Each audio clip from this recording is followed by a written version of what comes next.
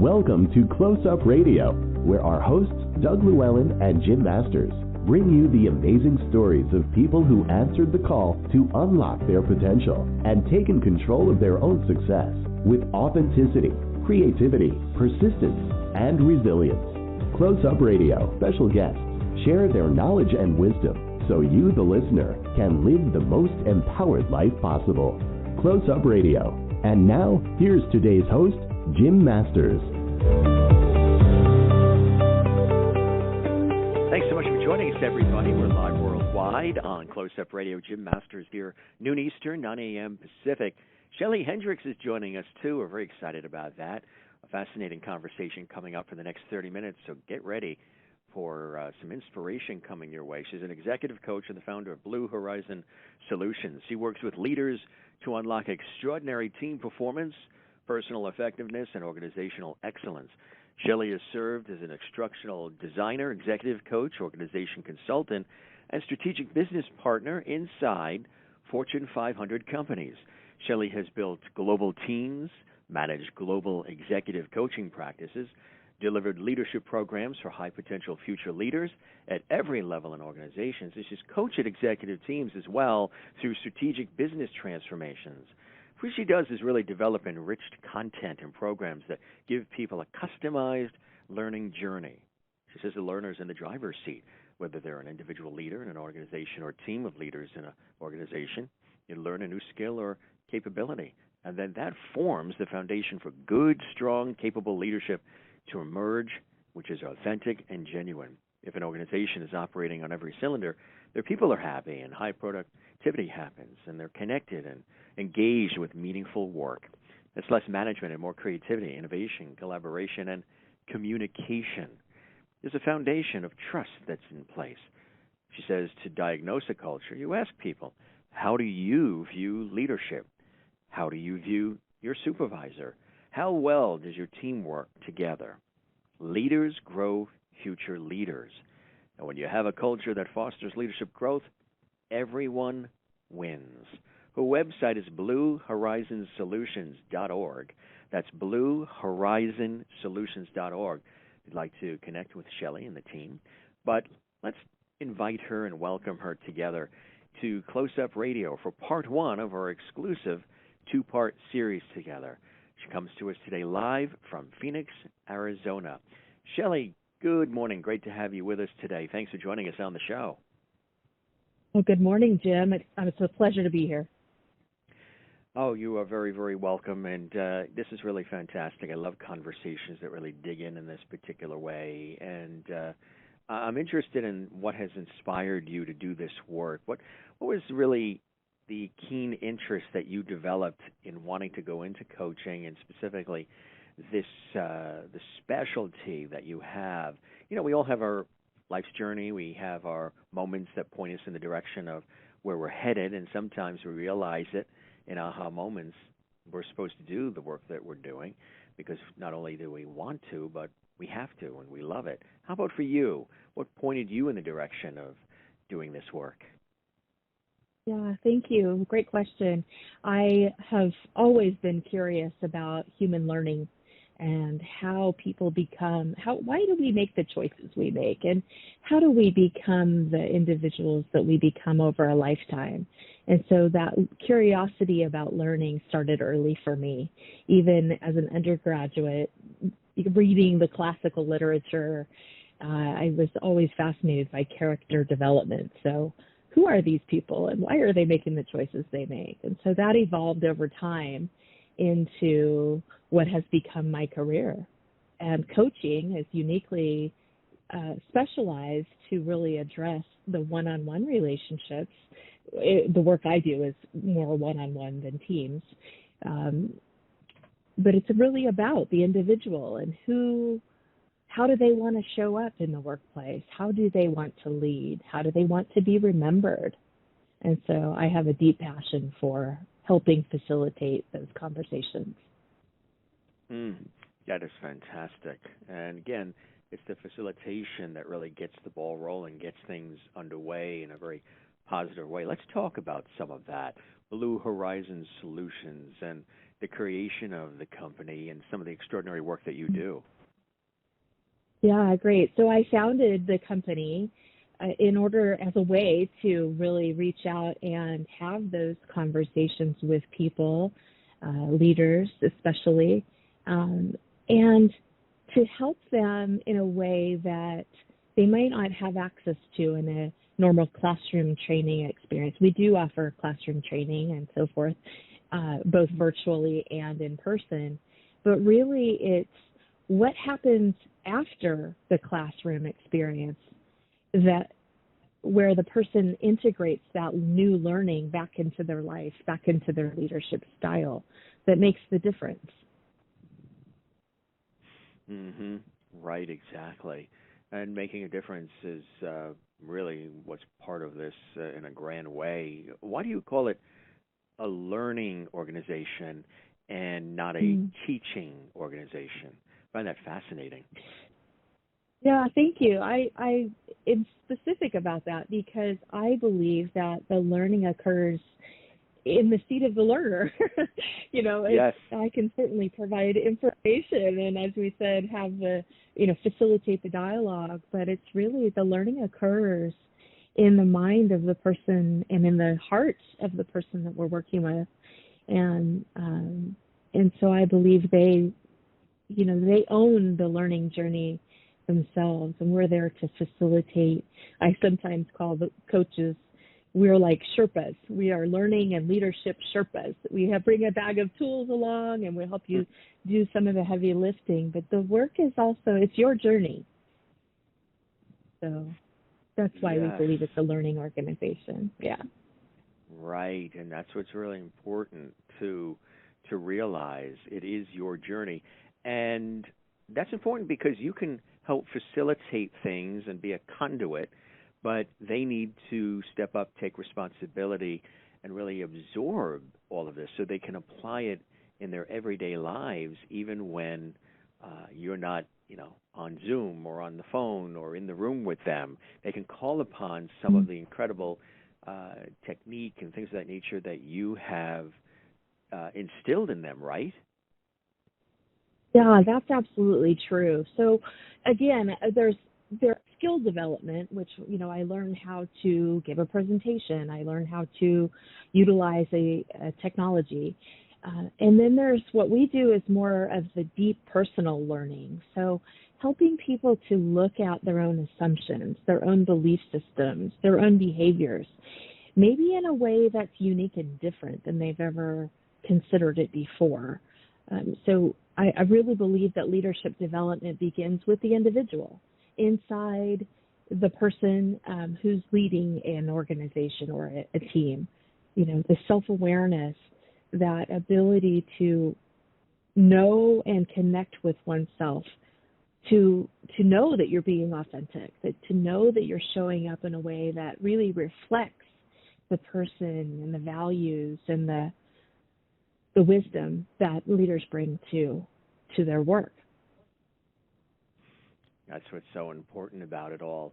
So let's break it down a little bit for the audience so they can really sink their teeth into a lot of this. What is the ideal organization? What would an organization that doesn't necessarily need Shelli Hendricks be like? Yeah, so you alluded to this a little bit in the introduction. And so again, it's that idea of high-performing organizations are those that really operate on all cylinders. The people know each other's strengths and weaknesses and where they need to be interdependent with each other. And even at the higher scaled team level, the teams understand how they work together. They're not working in silos. They're not working independently or exclusively of each other. There's a fully integrated communication and collaboration and innovation. And in order to have really good, powerful innovation, there needs to be there's a little bit of productive conflict, we call it. And so it's that idea of challenging each other to be better in a way that, we ask questions. Well, have we considered this new idea? What if we did it this way? And so organizations that have created the psychological safety that, allows for trust and inclusion and belongingness and diversity and all of those different perspectives really are better suited to operate in this way of high-performing behaviors. That's important for people to realize, too, because sometimes, in our busy lives, we don't necessarily pay heed to all of that. What are some of the challenges for the organizations, from your perspective, that you're seeing that are working with you, and how do you help them? Let's talk a little bit about some of the challenges and also how you help people meet the challenges and rise above the challenges and work through the challenges. Yeah, I believe that, and this is shown to be true in our practice, people want to show up with their full and best intentions and their full and best energy. So we assume positive intent going in. However, we are on a learning journey. All human beings are on some kind of learning journey. So frequently, we don't intend to show up and have conflict, but it happens. And there are differences of opinion. There are differences of perspective. Again, it's that difference, that diversity of perspective that creates the necessary sort of challenging and friction. But again, that comes with, sometimes that crosses over into an unproductive conflict. And so people have misunderstandings. People have disagreements.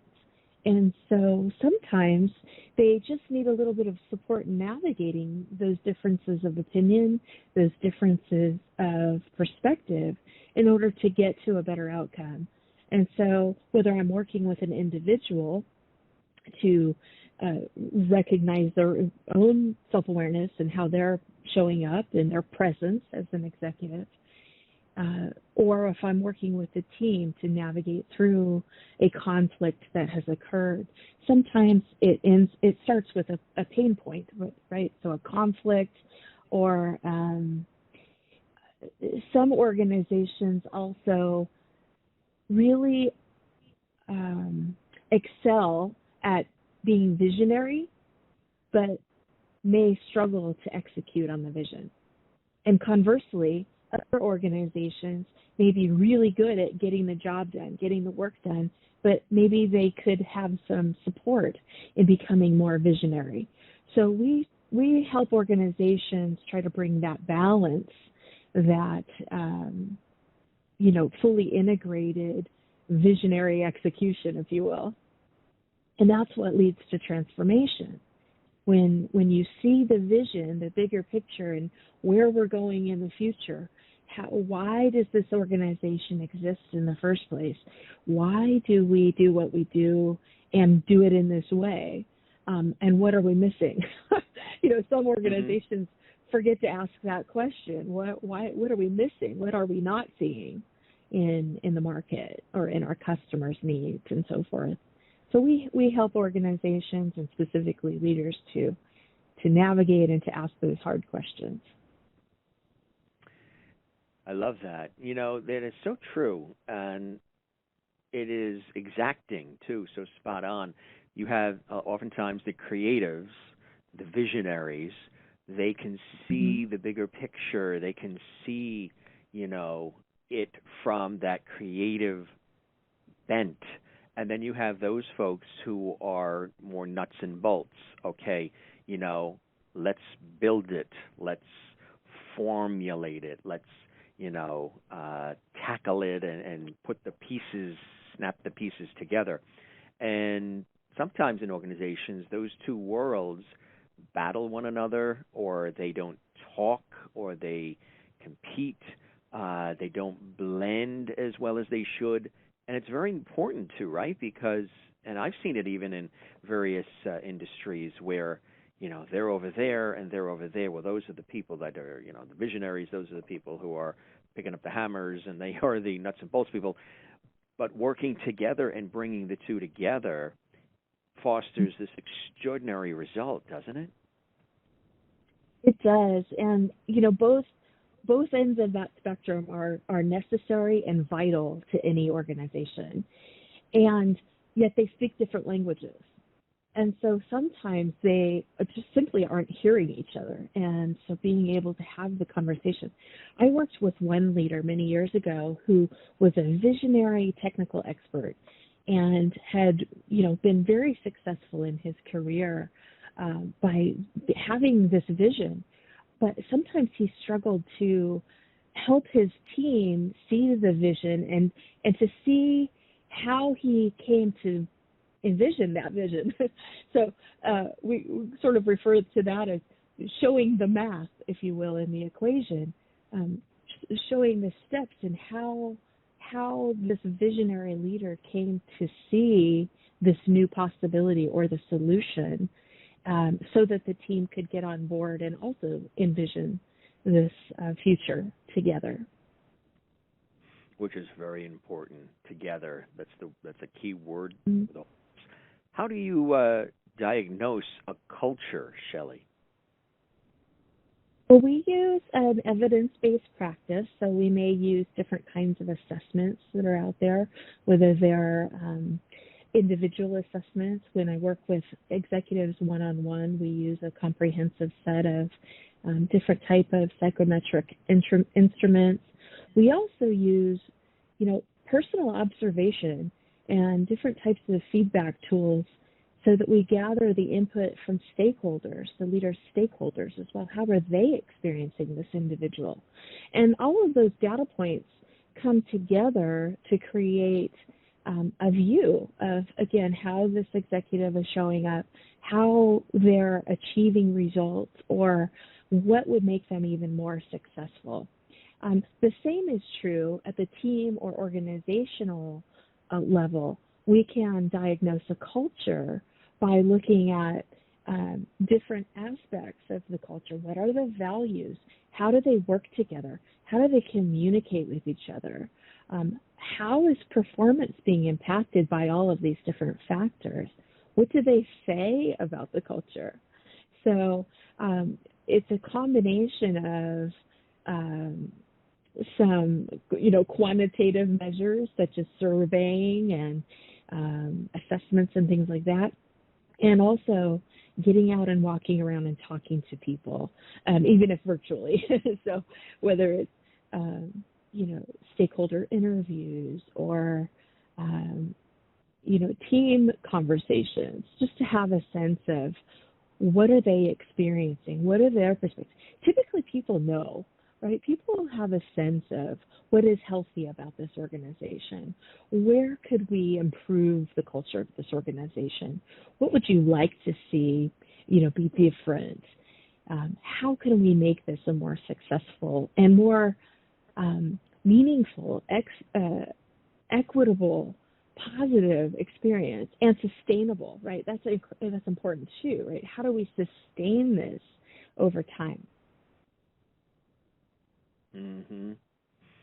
Yeah, and it's and that's what's great about this. That's what gives us the opportunity to really, ponder these things, because again, it's important that you really come together and bring these things together, because it's, sometimes we seem like we're floating in a lot of different directions, but what do you love about it now? What are some of the things that you love about this? It's so obvious you're not only skilled at it, Shelli, but you're extraordinarily passionate about it as well.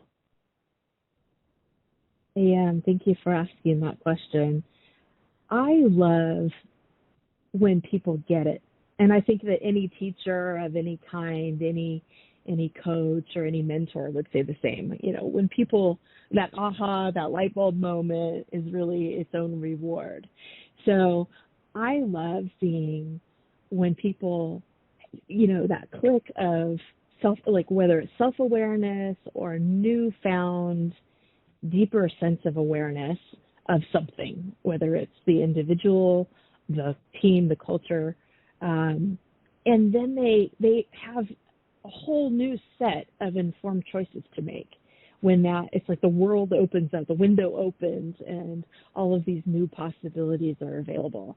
And so actually you asked earlier about forming the business. So the idea of blue horizon, I just want to touch on this for a moment. I named the business Blue Horizon Solutions because if you think about, I'm a water lover. I love being on, near, or underwater anywhere. Yes. So ocean. To me, Underwater, except for ocean, financially. especially. That's the only time underwater. Yes. It's the only time I don't like underwater. But bring me to the ocean. I love it. I love it too. And so we'll talk about underwater in just a moment. I'm also a scuba diver. It sounds like you are. So we can talk about that. Yes. But this idea of where the edge of the water, as far as you can see, meets the sky, right? There's this place on the horizon where the sky meets the water.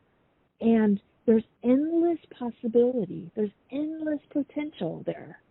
And that's the kind of solution I want to help organizations and help leaders to create. So part of our tagline is about we help you leaders create waves of positive change for future generations. So it's this idea of you have the ability to make a positive difference in your team, in your community, in your family, in the organization, and in the world around you. And I believe that if we're able to empower anybody, because we are leaders in some aspect of our lives, at least in our own lives, we are leaders. And so being able to make that positive difference, there's a cascade effect. A friend of mine has a whole framework around the ripple effect that gets created in this way. And so we want to be part of that. We want to help facilitate that that first drop of learning that happens to create this broader impact.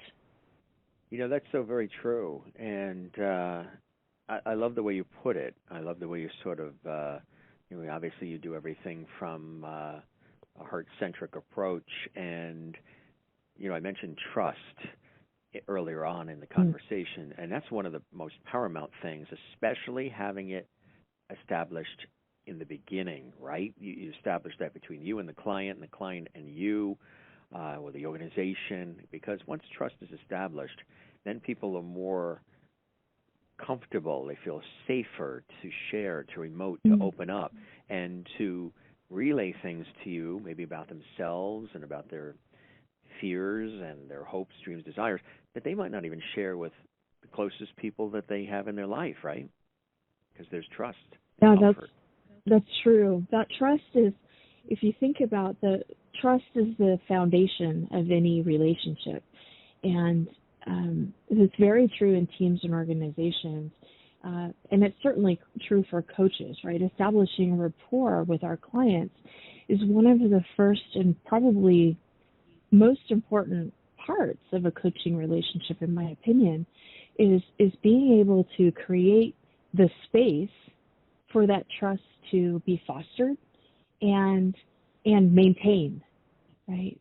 So protecting and preserving that trust once it is established is just as critical, because it takes time to build trust, but it just takes an instant to break it. Yes, right. And we see evidence of that all the time in our lives, in our world.